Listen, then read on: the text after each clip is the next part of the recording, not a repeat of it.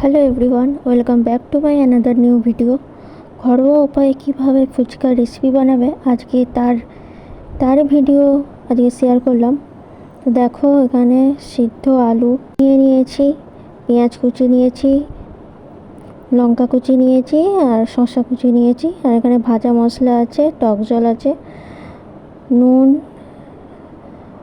আর সর্ষের তেল আছে।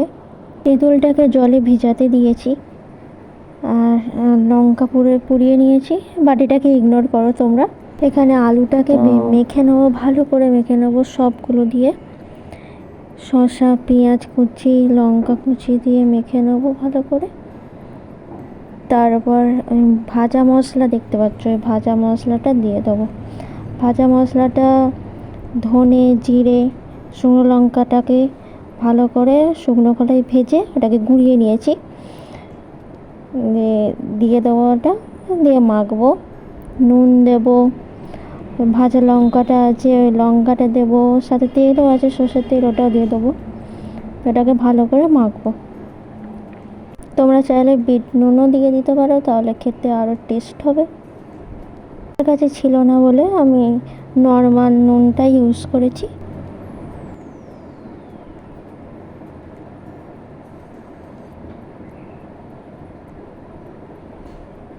তারপরে ভেজানো মটর দিয়ে দেবো।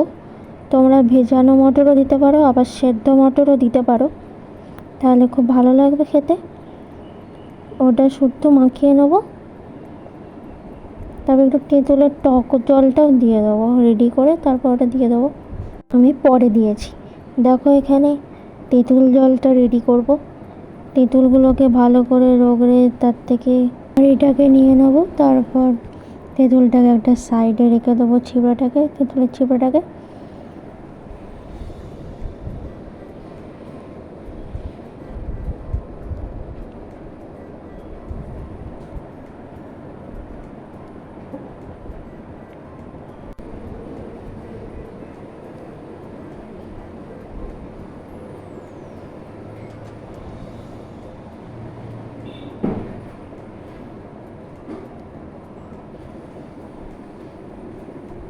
তারপরে ভাজা মশলাটা আমরা দিয়ে দেবো, পুরোটাই দিয়ে দেবো যা ছিল। ভাজা মশলাটা দেবো, তারপর একটু নুন দেবো। আমি নুন দিইনি, কারণ ফুচকার আলুটা যেটা মেখেছিলাম ওটাতে প্রচুর নুন হয়ে গেছিলো, তাই ওটা দিইনি নুনটা। তোমরা দিয়ে দেবে। তার একটু লেবুর রস দিয়ে দেবে, তাহলে খেতে ভালো লাগবে। আর এখানে দেখো, ফুচকা করছে মা।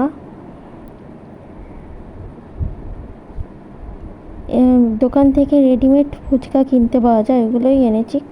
ওগুলো মাঝে মধ্যেই খাই, যখন ইচ্ছা করে তখন খেয়ে নিই বানিয়ে। দেখো কত বড় বড় ফুলছে।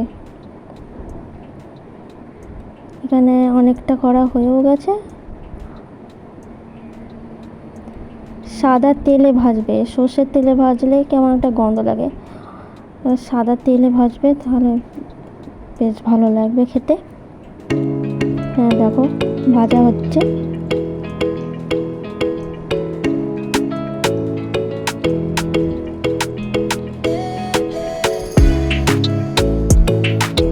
দেখো পুরোটা কমপ্লিট হয়ে গেছে ভাজা।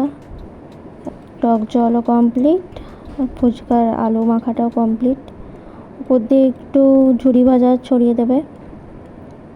সস দিয়েও খেতে পারো, আমার তো সস দিয়ে খেতে ভালোই লাগে। দেখো, তবে এই ফুচকা দোকানের ফুচকা থেকে অনেকটা টেস্টের পার্থক্য রয়েছে। দোকানের ফুচকাটা বেশ ভালো। তাও এটা যখন ফুচকা খেতে খুব ইচ্ছা করে তখন খেতে হবে। দেখো খাচ্ছি,